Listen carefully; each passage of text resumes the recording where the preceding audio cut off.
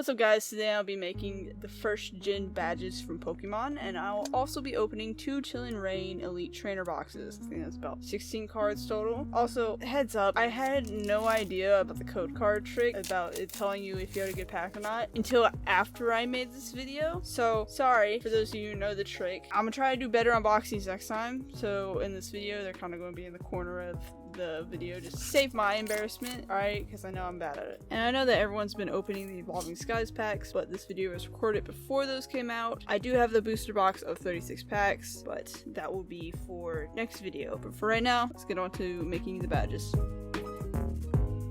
Alright, it started off with me making a bad batch. They were a bit too thin, and that's not really good for modeling. So I ended up going back and making all the models thicker. But there was a problem. The badges weren't one piece, so I ended up taking painter's tape and sticking it on the front of the badge, just so it can stay together, and it'll save me time from not having to put a puzzle together later. And then they ended up sticking to the base plate. And I saw this video where you can take rubbing alcohol and put it around the model, you know, get it de-stuck from the adhesive that you use. So I did that. Probably should have waited, but I didn't. So I just started scraping away slowly. It worked, but I feel like it might have been easier if I waited. And then once the badges were off, I took the painter's tape from the front and I moved tape to the back, so that way I can mold the details and stuff from the front. I will say out of this entire set of badges, the ones I felt were going to be the most problem, or the one I felt that was going to be the most problem, was the Earth Badge. It just looks like there was too many details with the way it printed, so I was really nervous about that one, but that was the only thing I really was worried about. Everything else I figured, it's gonna work. It's gonna work well.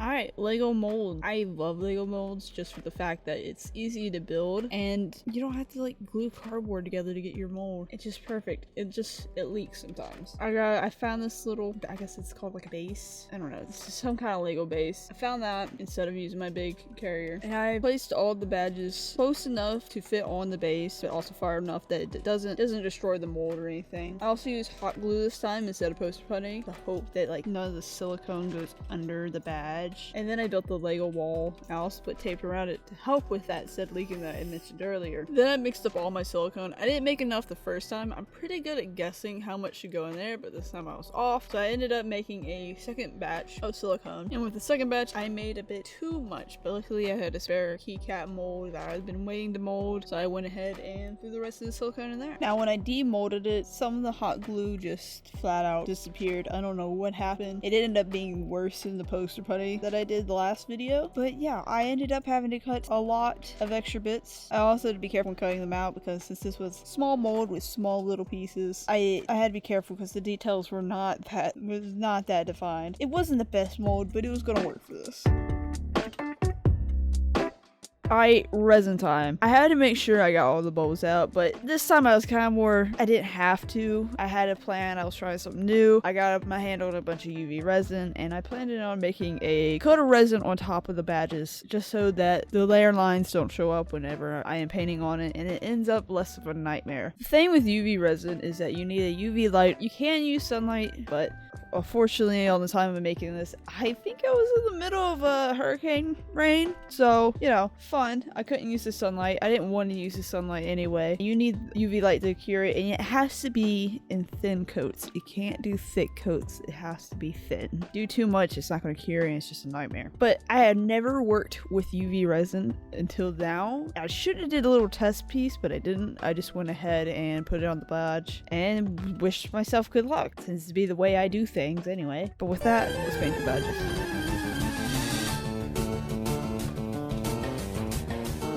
Alright, the Boulder Badge was pretty simple to do. It's literally a whole bunch of different shades of gray. I added some white glares in there too. I probably could have left them out, but with the model I chose, they had the glares in them, so I just rolled with it. Whenever I painted the badges, I would put them on this pill bottle that has poster buddy on top of it. It's basically a really cheap way of making those little grips that a lot of miniature painters use. It's just something really simple, and I tend to use it whenever I sculpt something small. And when I got to the black outline, just a little heads up, all the black black outlines are horrible. Some of them are better than the others, but they're really bad. I tried using the pinky finger trick where you put your pinky finger down on something. It's always touching something. I get some kind of anchor. I don't really know. I don't really understand it. I just saw people doing and saw somebody talking about it one day, and I was like, cool, I'm gonna try it. And now I have a habit of doing it. I don't know if it really helps. Try it yourself, find out if it works for you. I don't think it works for me, but I'm trying to get better. Yeah, other than that, the Boulder Badge was pretty simple. Just a couple shades of gray and it's done.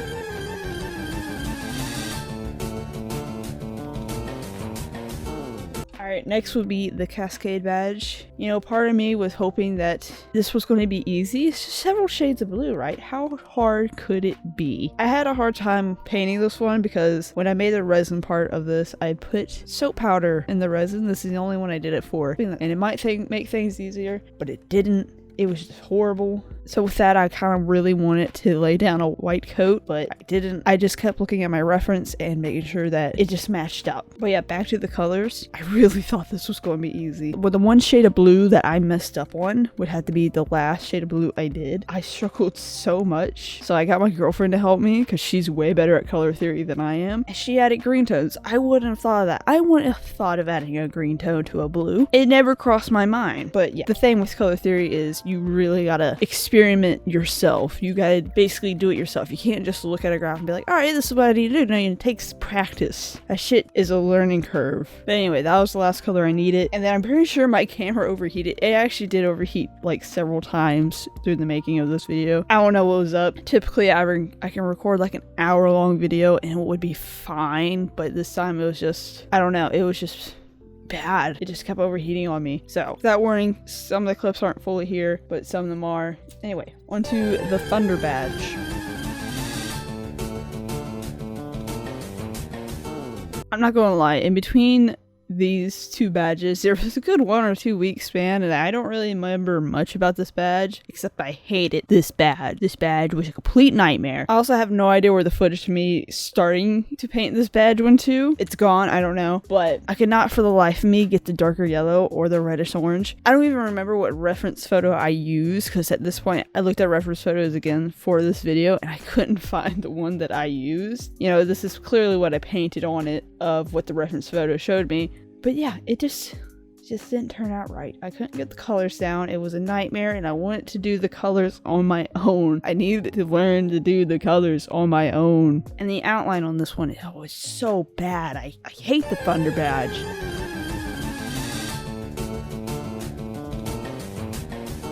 Okay, Rainbow Badge. I really wasn't looking forward to this badge at all. I don't like the waist paint, and this one has a lot of different colors. So I was kind of trying to get all the other badges done and use the paint from those badges on this badge just so I had that paint out at the time. But this badge did not turn out too bad. It turned out pretty well. After some layers dried up, it could have used a new layer, but I just moved on. I couldn't. And the black outline did not turn out as bad as in most areas, but it did turn out pretty bad in some. But you know, again, I gave you a warning. Outlines were shit. So we're past that. That was the Rainbow Badge. Experience with the Rainbow Badge. Next badge.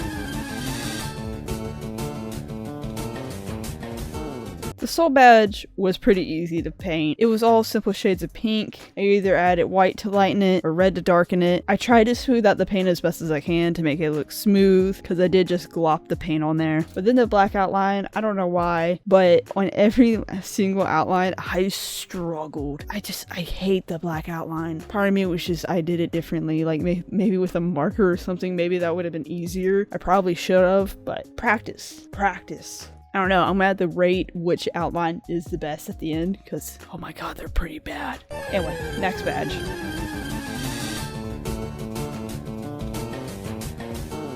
Alright, I have a love-hate feeling towards this badge. I kind of just glopped the paint on it, and it looks different from the others, maybe because it doesn't have a highlight on it, and it kind of has, like, it looks cartoonish. I'm not gonna lie, it looks cartoonish. But I kind of love it, and I kind of don't. Maybe because it looks different from the others, but it's still a good-looking badge, in my opinion. I just hate how it doesn't match the same vibe as the others. But it definitely ain't the worst-looking badge. I think I did pretty good on this badge. I think I did glop some in the outline. My bad, but like I said, outline fucking sucks. But that was really it for this badge. It just, you either like the aesthetic of it or you don't. But anyway, with that, next badge.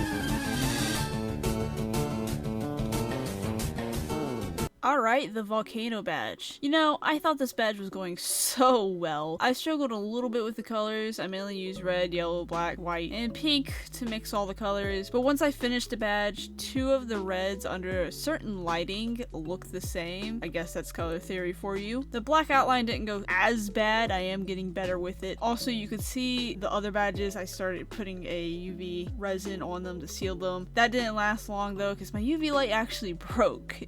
So they're not 100% done. I'll explain more of that later. But hey, let's carry on to the next badge.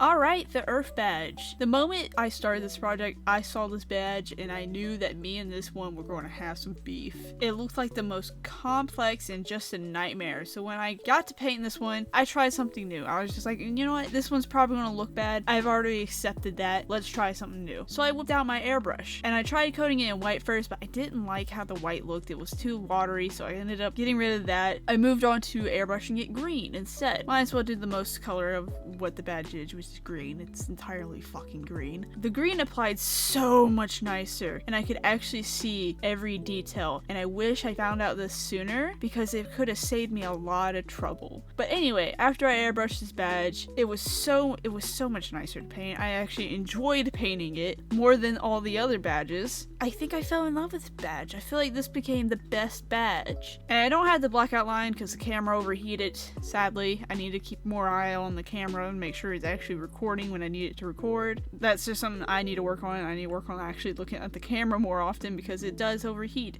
every so often. But other than that, I think this badge turned out very well, and it turned out to be one of my favorite badges.